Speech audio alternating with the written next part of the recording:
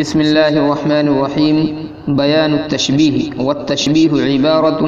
عن إثبات الصفات البشرية لله تبارك وتعالى، فكانوا يقولون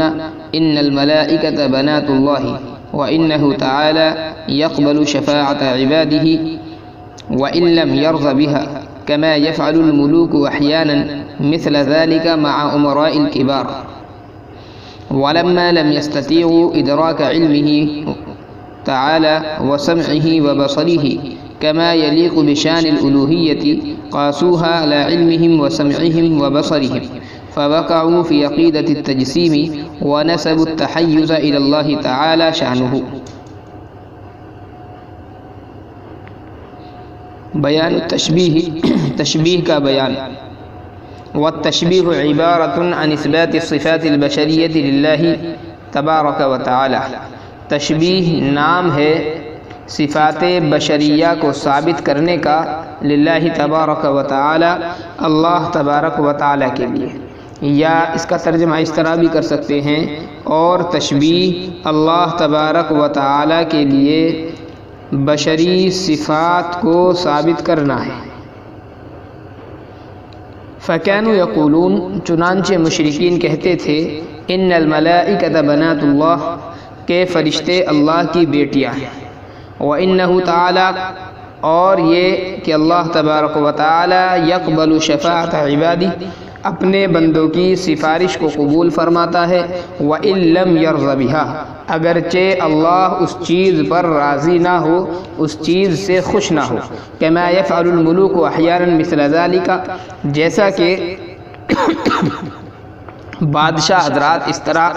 کرتے ہیں، مع الامراء الكبار، بڑے بڑے حکام کے ساتھ. ولما لم يستطيعوا ادراک علمه تعالی وسمعه وبصره، اور جب مشرکین نہیں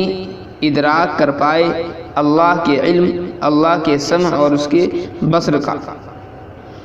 جیسا کہ اللہ تعالیٰ کی شان کے لائق ہے. کما یلیق بشان الالوہیت، جیسا کہ اللہ کی شان کے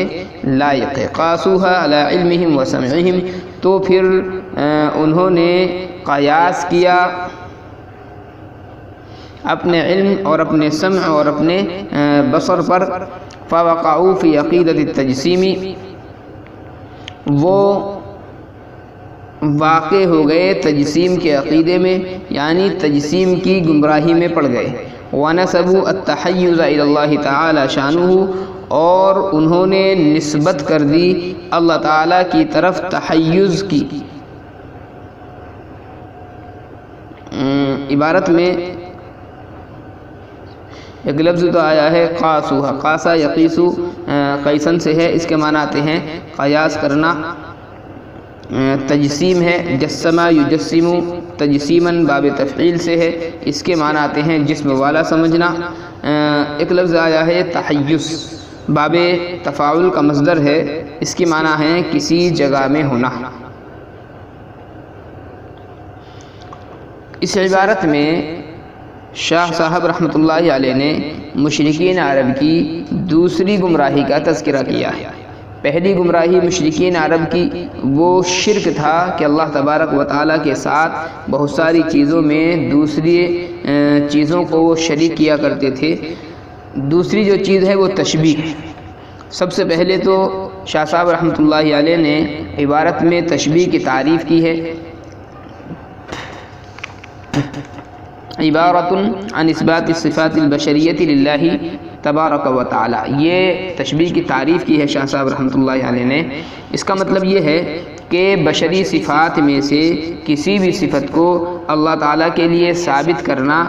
یہ تشبیہ کہلاتا ہے. مثال کے طور پر بندوں کی صفات میں سے ایک والد ہونا ہے، تو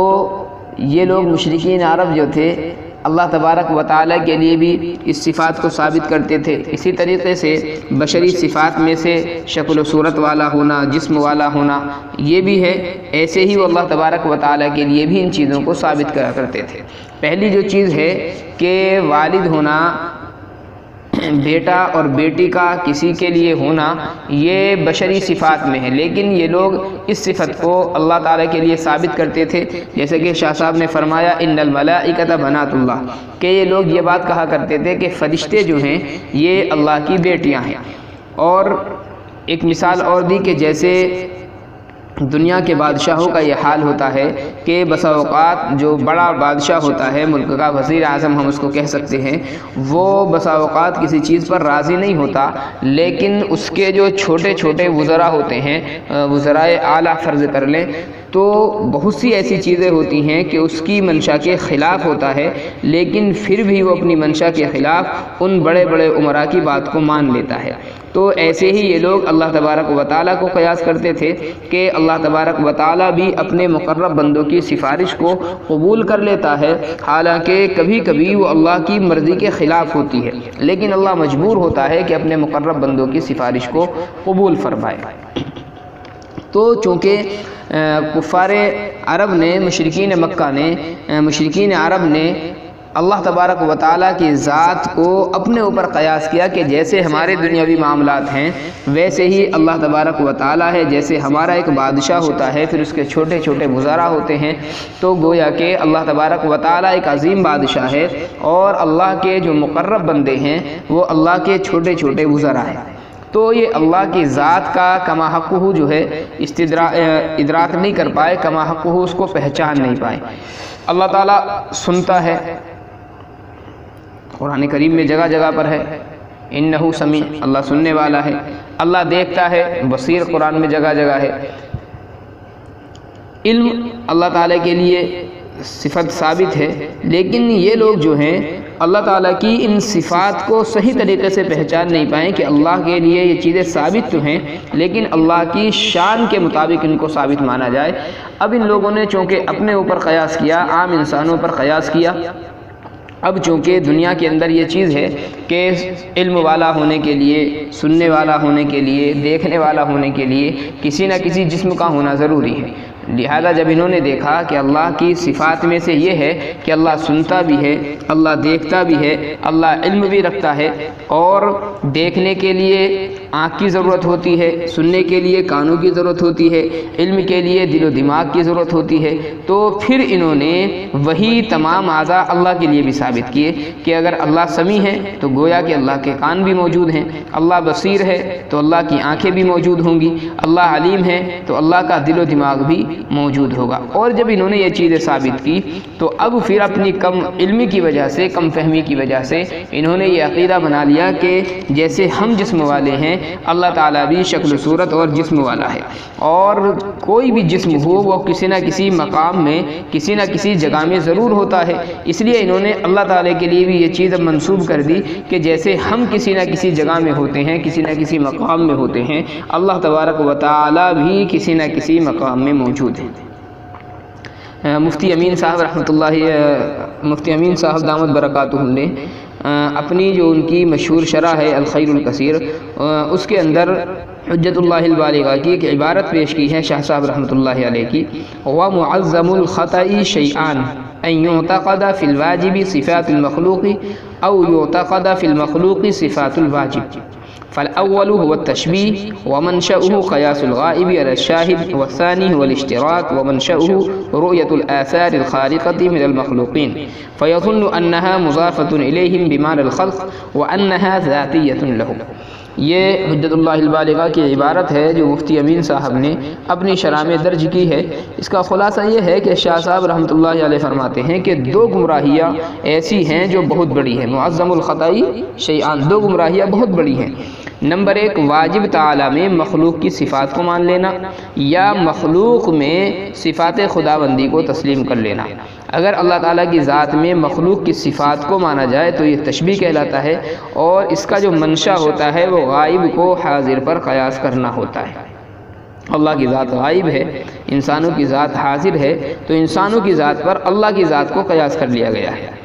اور دوسری جو چیز ہے وہ شرک ہے، یعنی مخلوق میں صفات خداوندی کو مان لینا، یہ شرک کہلاتا ہے، اور اس کا منشا جو ہوتا ہے وہ مخلوقات سے خرق عادت، امور و آثار کا مشاہدہ کرنا ہے۔ تو یہ خیال کیا جاتا ہے کہ ان امور و آثار کے خالق یہی ہے اور یہ ان کے ذاتی آثار ہیں۔ یعنی